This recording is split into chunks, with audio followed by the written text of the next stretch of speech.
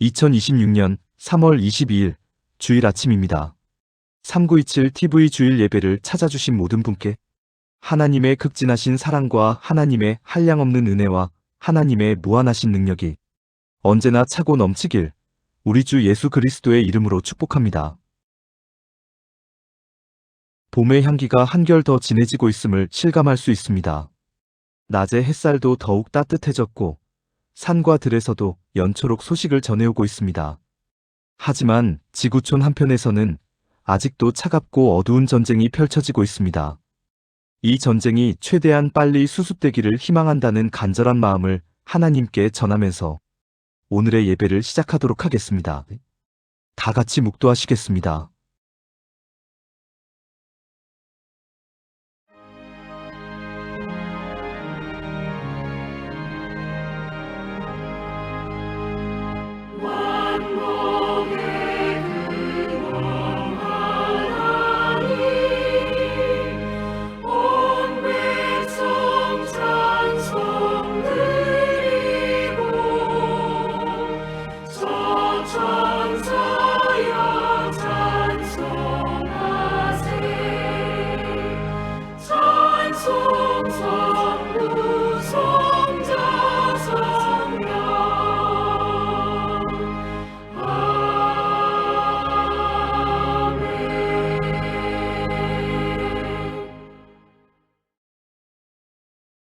우리 함께 한 목소리로 찬송하겠습니다.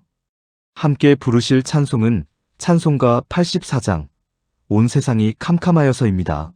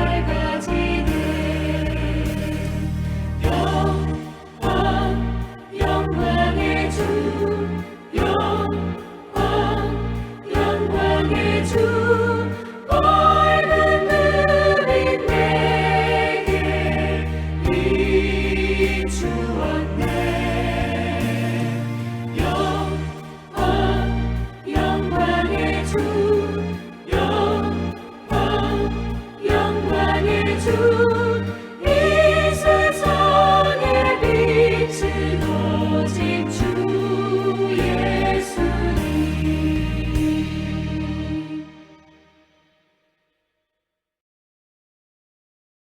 다 같이 머리 숙여 기도하겠습니다.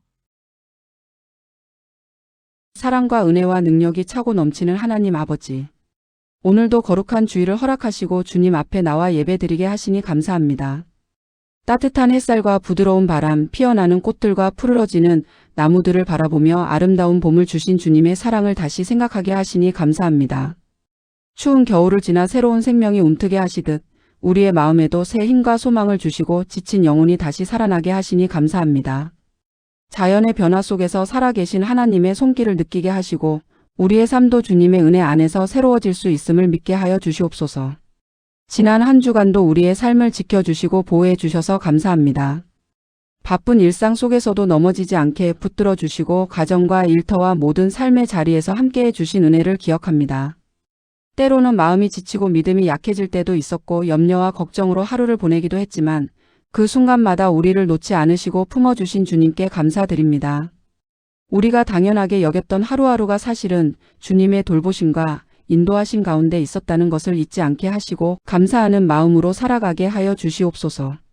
하나님, 지금도 중동 지역의 전쟁으로 인해 고통받는 사람들을 기억하여 주시옵소서. 두려움과 슬픔 가운데 있는 이들에게 위로를 주시고 몸과 마음의 상처 입은 사람들에게 치유와 회복의 은혜를 허락하여 주시옵소서. 가족을 잃고 삶의 터전을 잃은 이들의 아픔을 주님께서 친히 붙들어 주시고 더 이상 미움과 폭력이 생명을 해치는 일이 없게 하여 주시옵소서.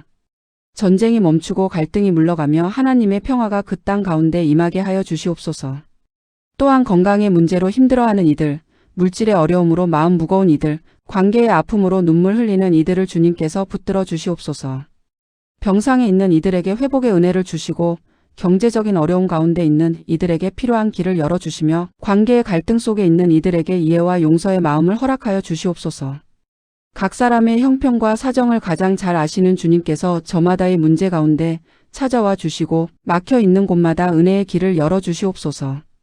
오늘 드리는 예배를 통해 우리의 마음을 새롭게 하시고 하나님의 사람으로 살아가는데 부족함이 없도록 채워주시옵소서. 말씀을 들을 때 깨닫는 은혜를 주시고 기도할 때 새 힘을 얻게 하시며 예배를 마치고 세상으로 나아갈 때에도 믿음과 사랑으로 살아가게 하여 주시옵소서. 우리의 말과 행동 속에 주님의 향기가 나타나게 하시고 어디에 있든지 하나님의 사람답게 살아가게 하여 주시옵소서. 예수 그리스도의 이름으로 기도드리옵나이다. 아멘. 3927TV 주일 예배를 찾아주신 모든 분께 감사드립니다. 오늘도 여러분과 함께 하나님 앞에 모여 예배드리게 되어 참 감사합니다. 요즘 우리나라를 바라보면 참 놀랍고도 감사한 마음이 듭니다. 2026년 아카데미 시상식에서 우리 문화의 힘이 담긴 작품 K-팝 대 모넌터스가 2개 부문에서 상을 받았다는 소식이 있었고 BTS가 건강하고 아름답게 다시 돌아와 세계 앞에 대한민국의 품격을 보여주었습니다. 특히 그 복귀 공연 속에 세종대왕과 이순신 장군 그리고 경복궁이 어우러지는 모습을 보며 저는 우리 민족의 깊이와 우리나라의 위대함을 다시금 느끼며 감탄했습니다. 우리나라가 어려움 속에서도 민주주의를 다시 세워가고 경제도 다시 회복해가는 이때에 하나님께서 이 땅을 붙들고 계시며 은혜를 베풀고 계신다는 믿음을 갖게 됩니다. 이 모든 것을 허락하신 하나님께 감사드리며 오늘 드리는 우리의 예배 가운데도 하나님께서 나라와 가정과 우리 모두를 새롭게 하시는 은혜를 부어주시기를 바랍니다. 그리고 하나님의 그 큰 은혜가 전쟁으로 고통을 받고 있는 저 멀리 중동 지역으로 퍼져나가길 간절히 바라봅니다. 하나님의 사랑과 하나님의 은혜와 하나님의 능력을 간구하며 다 같이 감사 찬송 드리겠습니다. 함께 부르실 찬송은 찬송가 429장 세상 모든 풍파 너를 흔들어입니다.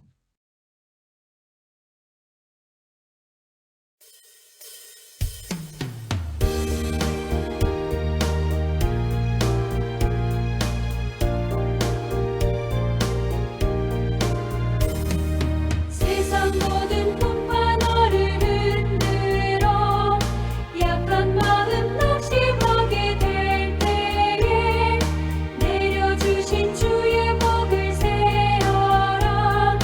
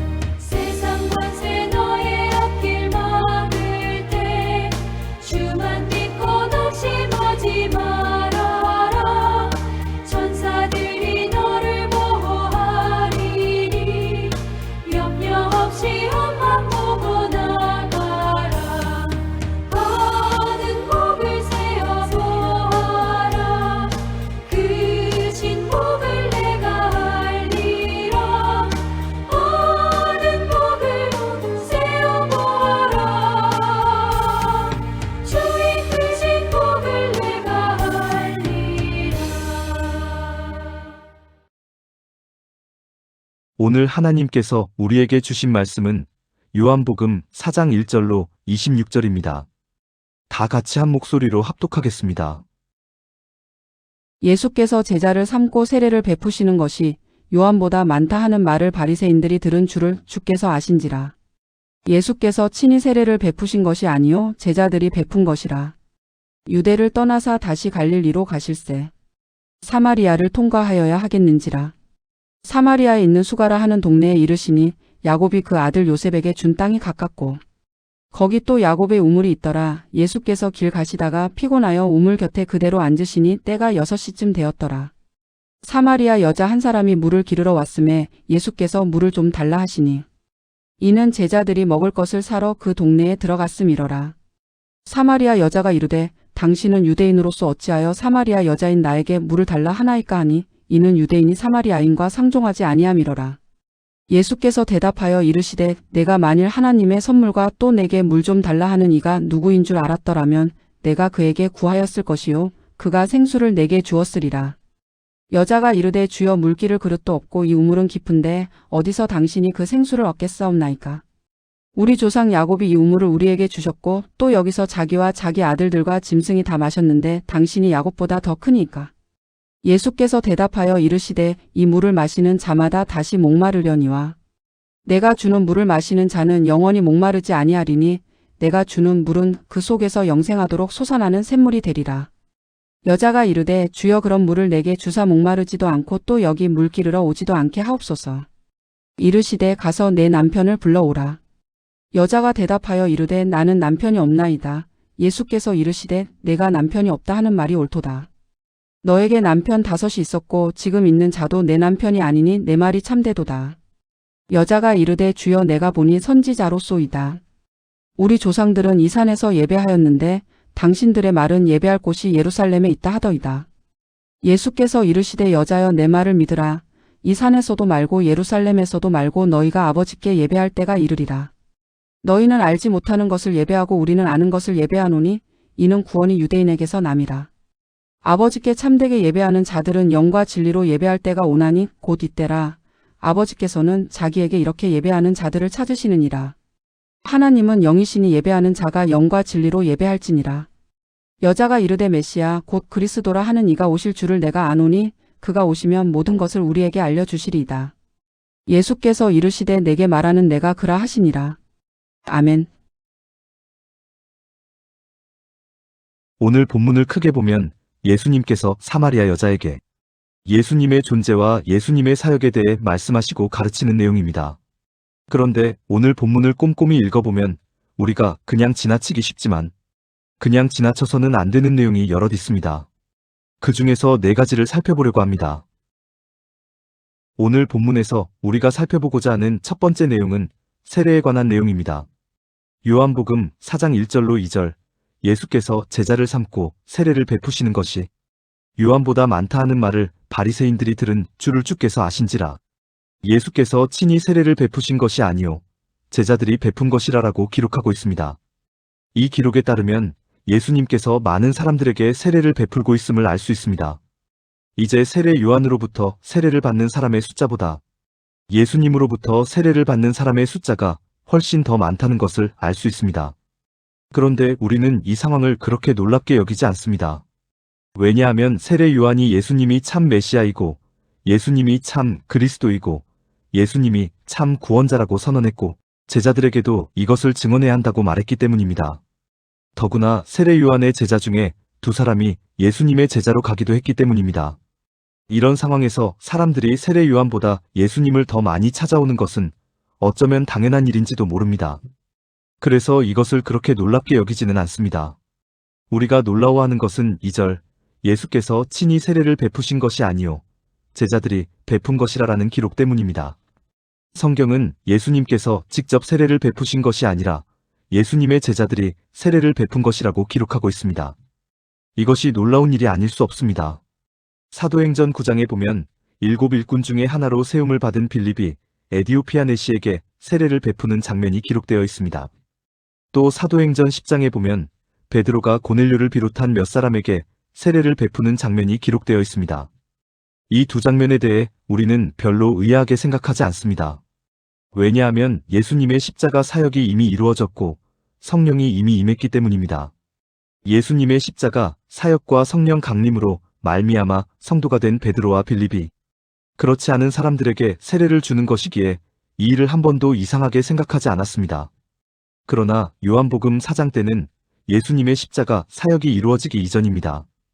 요한복음 4장 때는 성령이 임하기 이전입니다. 즉 모든 사람이 죄인이라는 의미이고 예수님의 제자들 역시 죄인이라는 의미입니다. 그런데도 예수님은 제자들에게 세례를 베풀도록 허락하셨던 것입니다. 죄인이 죄인에게 세례를 베풀도록 허락하셨던 것입니다. 이것을 우리는 이해할 수 없습니다. 이것을 이해할 수 없는 또 하나의 이유는 오늘날 교회에서 행해지는 세례식과 성찬식은 온전히 목사들만의 몫이기 때문입니다. 원래 초기 기독교 시대부터 전해지는 주요 의식은 7대 성사라고 해서 7가지가 있었습니다. 세례성사, 성체성사, 고백성사, 견진성사, 종부성사, 신품성사, 혼배성사가 7대 성사의 내용입니다.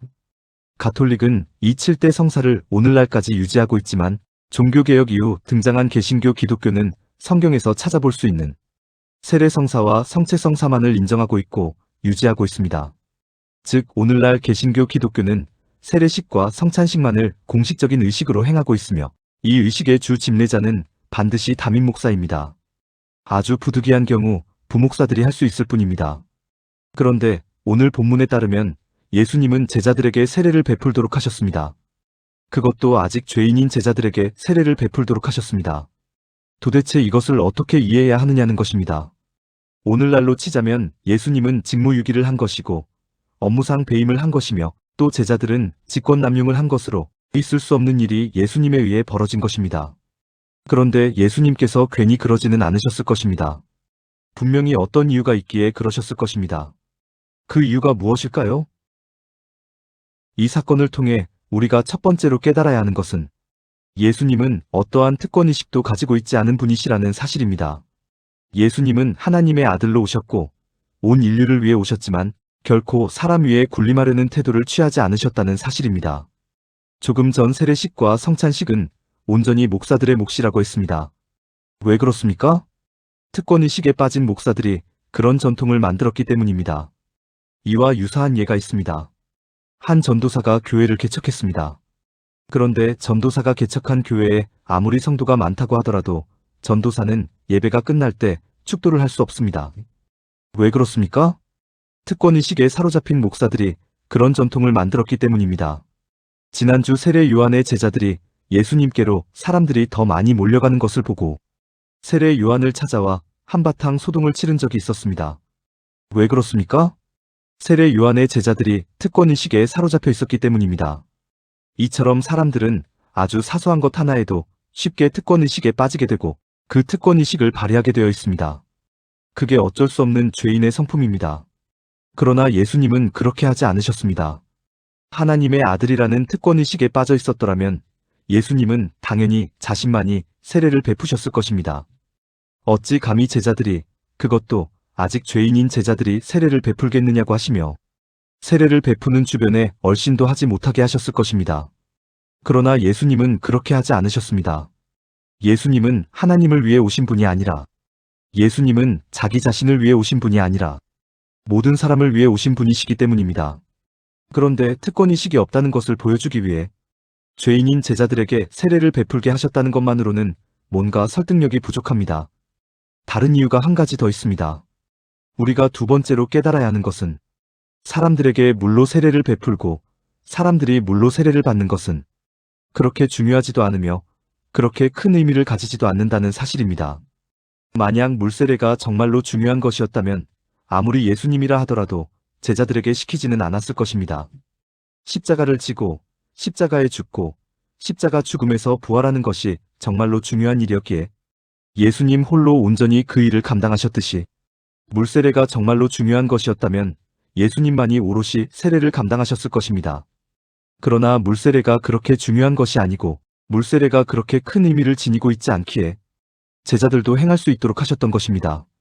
그런데 물세례가 왜 그렇게 중요하지 않고 물세례가 왜 그렇게 큰 의미를 지니고 있지 않습니까? 그 이유는 아주 간단합니다. 진정한 세례인 성령 세례가 남아있기 때문입니다. 예수님께서 십자가 사역을 완성하시고 승천하신 후 모든 사람을 죄로부터 구원해 주시기 위해 성령을 보내주시는 성령 세례가 진정한 세례인데 그 성령 세례가 아직 남아있기 때문입니다. 그렇습니다. 중요한 것은 성령 세례지 물 세례가 아닙니다. 그러기에 제자들도 세례에 참여할 수 있었던 것입니다. 그런데 오늘날 기독교에서 성령 세례를 중요하게 생각합니까? 물 세례를 중요하게 생각합니까? 물 세례를 더 중요하게 생각합니다. 물 세례를 받지 않았으면 신학교에 입학할 수 없습니다. 물 세례를 받지 않았으면 목사가 될 수 없고 전도사가 될 수 없고 장로, 권사, 집사가 될 수 없습니다. 오늘날 기독교에서 예수님의 방식과 정반대의 방식이 너무나 자연스럽게 행해지고 있는 이 현실이 아이러니가 아닐 수 없습니다. 오늘 본문을 통해 살펴볼 두 번째는 차별에 관한 내용입니다. 요한복음 4장 9절, 이는 유대인이 사마리아인과 상종하지 아니함이로라라고 기록을 하고 있습니다.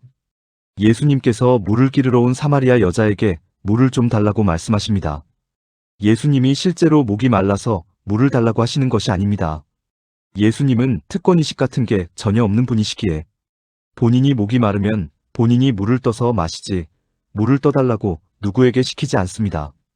즉 예수님은 목이 말라서 물을 달라고 하신 것이 아니라 사마리아 여자에게 말을 걸기 위해 물을 달라고 하셨던 것입니다. 유대인인 예수님께서 자신에게 말을 걸어오자 사마리아 여자는 깜짝 놀랍니다. 그래서 당신은 유대인으로서 어찌하여 사마리아 여자인 나에게 물을 달라 하나이까라는 반응을 보입니다. 평생을 살아오는 동안에 유대인과는 단 한 번도 말을 나누어 본 적이 없기에 여자는 놀랄 수밖에 없습니다. 그때의 상황 설명을 하는 기록이 이는 유대인이 사마리아인과 상종하지 아니함이로라라는 기록입니다. 이 기록대로 유대인들은 사마리아 사람들을 정말로 야만인 취급했습니다. 유대인들은 사마리아 사람들을 정말로 짐승 취급했습니다. 유대인들이 왜 이랬을까요? 그 기원은 구약 에스라 시대로 거슬러 올라갑니다. 솔로몬 이후 이스라엘은 북이스라엘과 남유다로 분열되었습니다. 사마리아를 수도로 삼고 있던 북이스라엘은 아수르에 의해 멸망당하고 아수르는 다른 민족들을 사마리아 지역으로 이주시켜 살게 하는 정책을 펼칩니다. 그리고 예루살렘을 수도로 삼고 있던 남유다는 바벨론에게 멸망당하고 남유다 백성들의 많은 사람들은 바벨론의 포로로 끌려갑니다. 오랜 세월이 흐르는 가운데 사마리아를 중심으로 한 북이스라엘 지역에서는 이스라엘 민족과 다른 민족 사이에 혼인이 이루어지면서 이 지역에서 순수혈통의 이스라엘 민족은 거의 사라지게 됩니다. 한편 바사 왕 아닥사스다의 조서를 받고 남유다의 수도 예루살렘으로 귀환한 에스라는 철저하게 이방 민족을 차별하는 정책을 펼칩니다. 오직 순수혈통의 이스라엘 민족만이 참 이스라엘 민족이며 하나님의 참 백성이라는 선민 사상을 주입합니다. 이때부터 사마리아 사람들은 야만인 취급, 짐승 취급을 받게 되는 것이며 예수님 당시까지 그 차별의 역사가 수백 년 넘게 이어지고 있는 것입니다. 그렇습니다. 유대인들은 사마리아인들과 말도 섞지 않았습니다. 말은 고사하고 그 지역을 일부러 피해 다녔고 어쩔 수 없이 그 지역을 방문해야 하는 경우에는 그 지역에서 나올 때 신발에 묻은 흙까지도 털어냈을 정도입니다. 사람뿐만 아니라 그 지역의 땅까지도 그 지역의 물까지도 더럽게 여겼습니다. 그러나 예수님은 사마리아 지역에 가는 것을 마다하지 않았습니다. 사마리아 사람들과 말을 섞는 것을 마다하지 않았습니다. 사마리아 우물에서 나오는 물을 마시는 것을 마다하지 않습니다. 사람들은 사마리아 사람들을 차별했지만 예수님은 사마리아 사람들을 전혀 차별하지 않았습니다. 왜 그렇습니까? 예수님은 온 인류의 창조주이신 하나님이시기 때문입니다. 예수님은 모든 사람을 위해 오신 구원자이시기 때문입니다. 그런데 오늘날 교회는 어떻습니까? 성도가 죄인을 차별하는 것은 너무나 당연합니다. 심지어 교회 내에서도 성도와 성도 사이에 차별이 존재하고 있음을 결코 부인할 수 없습니다. 헌금 많이 하는 성도, 봉사 많이 하는 성도, 기도 잘하는 성도, 찬양 잘하는 성도들이 그렇지 못한 성도들을 무시하고 깔보는 경우가 허다합니다. 오늘날 기독교에서 예수님의 방식과 정반대의 방식이 너무나 자연스럽게 행해지고 있는 이 현실이 아이러니가 아닐 수 없습니다. 오늘 본문을 통해 살펴볼 세 번째 내용은 예수님께서 대화를 이끌어 가시는 방식에 관한 내용입니다. 요한복음 3장에 기록된 예수님과 니고데모와의 대화와는 달리 예수님과 사마리아 여자와의 대화는 아주 섬세하게 기록되어 있음을 알 수 있습니다.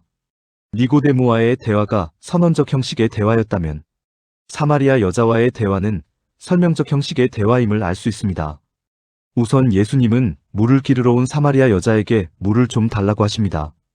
그리고 유대인인 예수님께서 자신에게 말을 거는 것을 이상하게 여긴 사마리아 여자에게 예수님은 요한복음 4장 10절 네가 만일 하나님의 선물과 또 내게 물 좀 달라 하는 이가 누구인 줄 알았더라면 네가 그에게 물을 구하였을 것이요 그가 생수를 내게 주었으리라라고 말씀하십니다. 여쭈어 보겠습니다.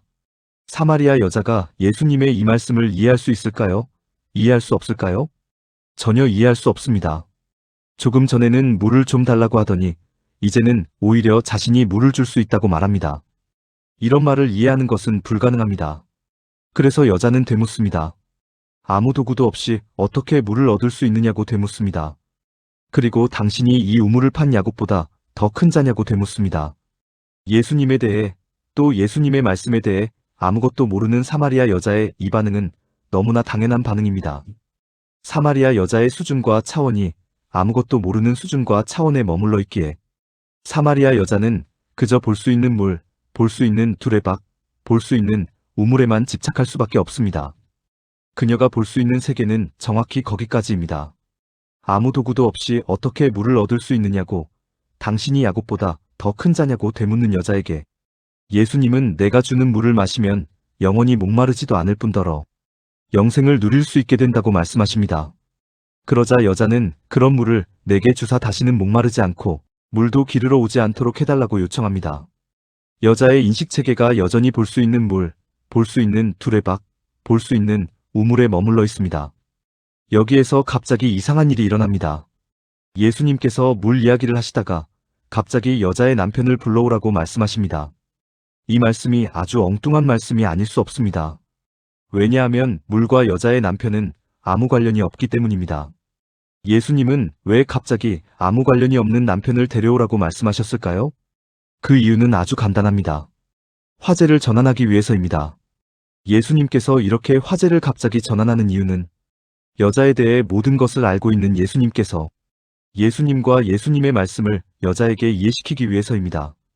보이는 물, 보이는 두레박, 보이는 우물에만 집착하고 있는 여자에게 예수님께서 내가 말하는 물, 내가 말하는 두레박, 내가 말하는 우물은 보이지 않는 것이라고 말씀하시면 여자가 아, 그렇군요. 이제 알아듣겠네요. 라고 할까요? 하지 않을까요? 하지 않습니다. 그래서 예수님은 보이는 수준에만 머물러 있는 여자의 수준과 차원을 깨뜨리기 위해 화제 전환을 했던 것이며 그래서 남편을 불러오라고 했던 것입니다. 여자는 나는 남편이 없나이다라고 대답합니다. 예수님은 여자의 말이 옳다고 하시며 여자가 이야기하지 않은 상황, 즉 과거의 남편들에 관한 이야기도 미리 다 말씀을 해주십니다. 여자는 놀랄 수밖에 없습니다. 자신이 아무런 이야기를 하지 않았는데도 예수님께서 하시는 말씀이 하나도 틀리지 않으니 놀랄 수밖에 없습니다. 그래서 나오는 반응이 요한복음 4장 19절 주여 내가 보니 선지자로소이다라는 반응입니다. 조금 전까지 사마리아 여자에게 예수님은 그저 한 유대인 남자에 불과했었는데 이제 예수님을 선지자라고 고백합니다. 여자의 수준과 차원이 한 차원, 한 수준 더 올라온 것을 확인할 수 있는 대목입니다. 이렇게 여자의 수준과 차원이 한 단계 올라가니까 대화의 주제가 물에서 예배로 전환됩니다. 예수님께서 여자의 인식체계를 조금씩 변화시키고 있는 가운데 예수님께서 궁극적으로 하시고 싶은 말씀, 즉 내게 말하는 내가 그라라는 말씀에 이르게 되는 것입니다.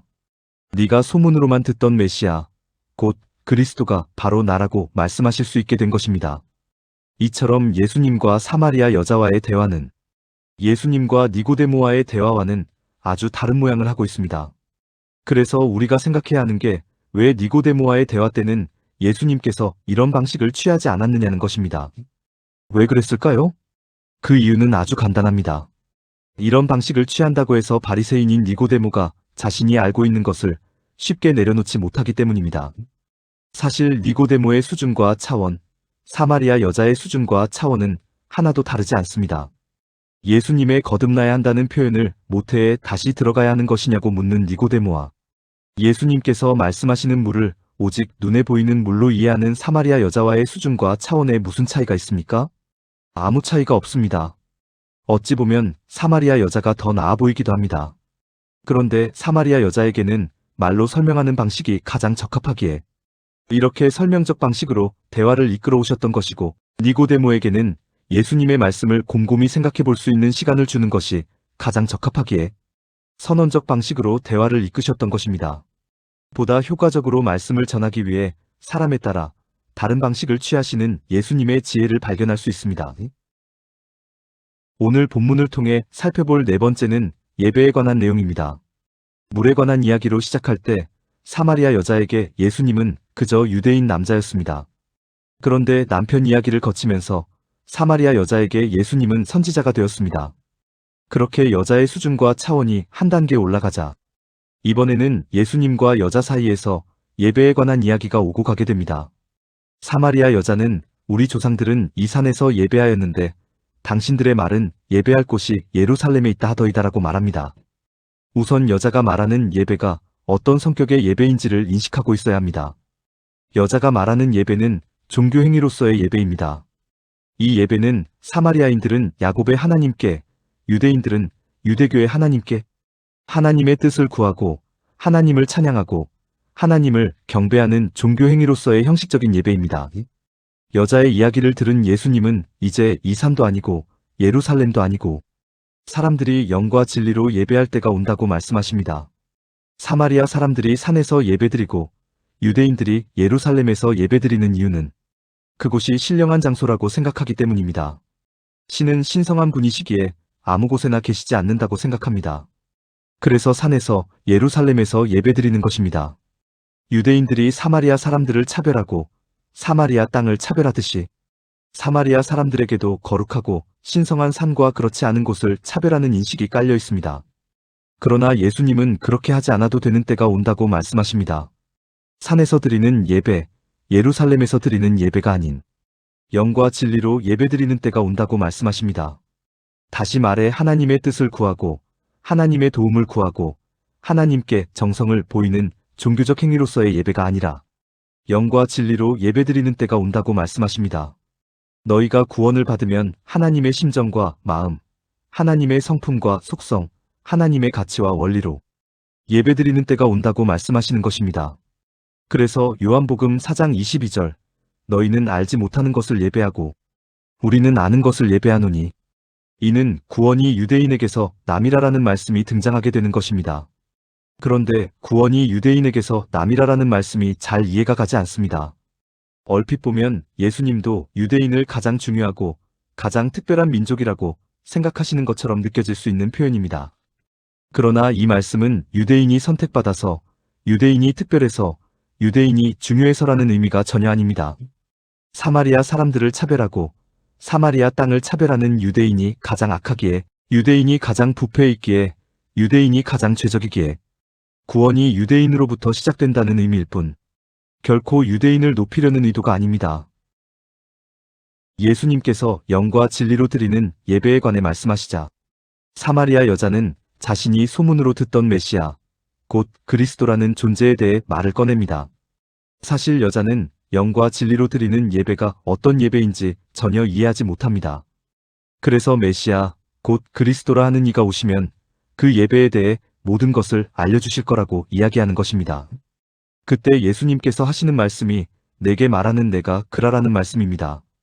물로 이야기를 시작할 때는 유대인 남자였던 예수님, 남편 이야기를 할 때는 선지자였던 예수님이 예배 이야기를 거치면서 메시아, 곧 그리스도가 되는 것입니다. 사마리아 여자의 기존 인식체계를 서서히 무너뜨리는 가운데 그 여자의 수준과 차원을 끌어올려가면서 대화를 이끌어가시는 예수님의 지혜를 목격할 수 있습니다. 그런데 오늘 본문에서 가장 중요하고 우리가 반드시 이해하고 넘어가야 하는 게 하나 남아 있습니다. 그것은 영과 진리로 드리는 예배가 과연 어떤 예배냐는 것입니다. 예수님은 사마리아 여자에게 영과 진리로 예배할 때가 온다고 말씀하셨고 하나님은 영과 진리로 예배하는 자들을 찾고 계신다고 말씀하셨고 하나님은 영이시니 예배하는 자가 영과 진리로 예배해야 한다고 말씀하셨습니다. 그런데 영과 진리로 드리는 예배가 과연 어떤 예배냐는 것입니다. 많은 교회에서 예배의 첫 순서라고 할 수 있는 묵도에서 음악이 흘러나오는 가운데 하나님은 영이시니 예배하는 자가 영과 진리로 예배할지니라라고 선포를 하곤 합니다.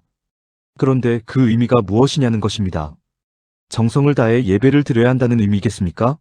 온 마음과 온 뜻을 다해 예배를 드려야 한다는 의미겠습니까?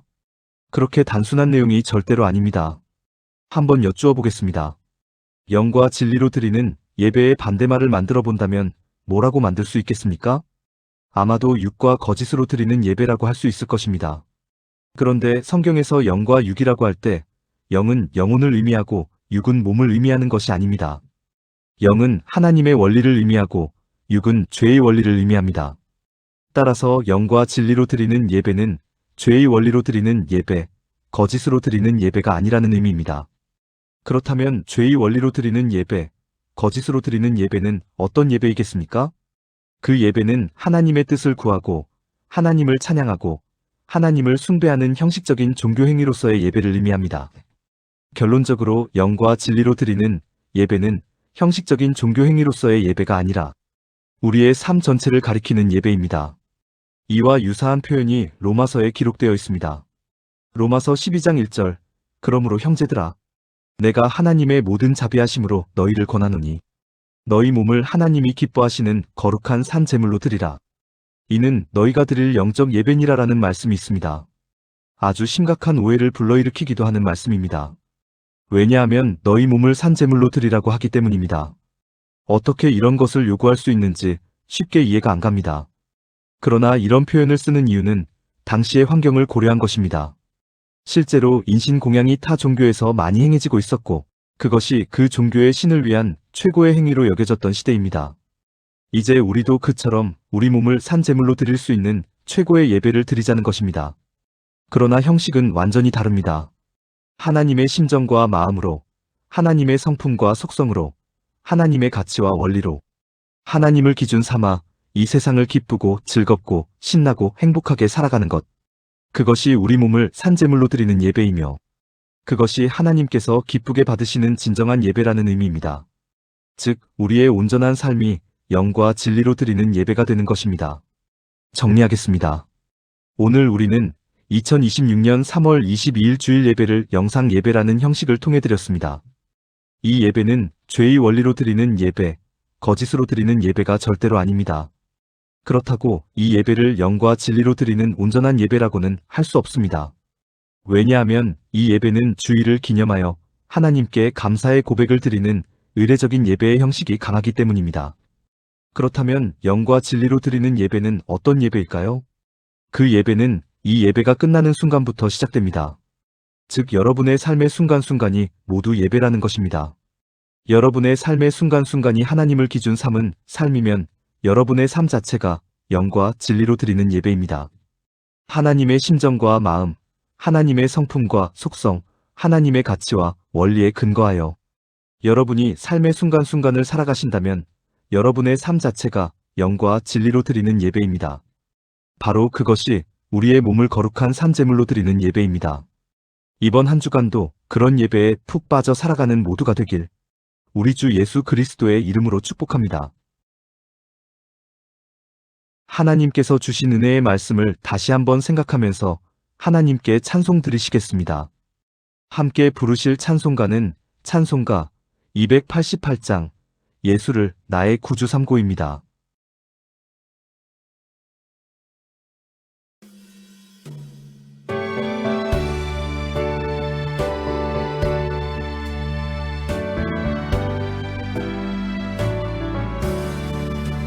예수를 나의 구주 삼고 성령과 피로써 거듭나니 이 세상에서 내 영혼이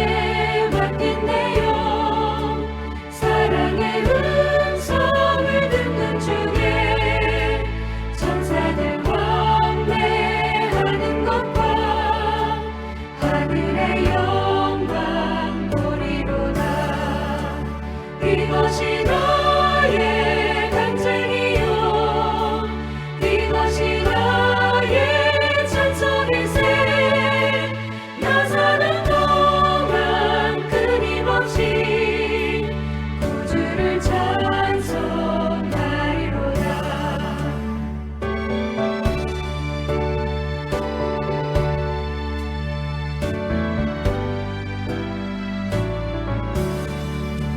주 안의 기쁨 누림으로 마음의 풍랑이 잔잔하니 세상과 나는 간 곳 없고 구속한 주만 보이도다 이것이 나의 간증이요 이것이 나의 찬송일세 나 사는 동안 끊임없이 구주를 찬송하리로다.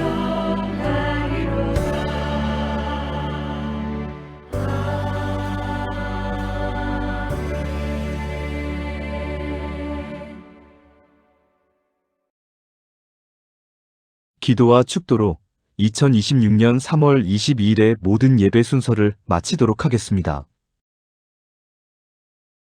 사마리아 여인에게 예수님이 그저 유대인 남자였던 것처럼 우리에게 예수님도 그저 유대인 남자였던 때가 있었음을 고백합니다. 사마리아 여인에게 예수님이 그저 선지자 중에 하나였던 것처럼 우리에게 예수님도 그저 선지자 중에 하나였던 때가 있었음을 고백합니다. 이처럼 아무것도 몰랐던 우리를 십자가 죽음을 통해 죄에서 구원하시고 하나님의 자녀, 하나님의 백성, 하나님의 시민, 하나님의 성도 삼아주시니 감사합니다. 육과 거짓으로 드려지는 예배가 아니라 영과 진리로 예배드리게 하시니 감사합니다. 우리의 예배, 우리의 삶을 통해 하나님의 사랑과 은혜와 능력이 세상에 전해지고 하나님께서 소망하시는 천국이 이 세상에 이루어질 수 있도록 하나님께서 역사하여 주시옵소서. 이제는 천지 만물을 창조하시고 그 천지 만물을 다스리는 자로 사람을 세우신 성부 하나님의 한량없는 은혜와 죄의 사슬에 묶여 헤어날 수 없는 사람을 십자가 죽음으로 구원하신 성자 예수 그리스도의 극진하신 사랑과 우리가 언제나 온전한 길, 형통한 길, 의로운 길, 행복한 길을 걸어갈 수 있도록 보호하시고 인도하시는 성령님의 무한하신 능력이 하나님의 모든 백성 위에 영원토록 함께 하시길 간절히 축원하옵나이다. 아멘.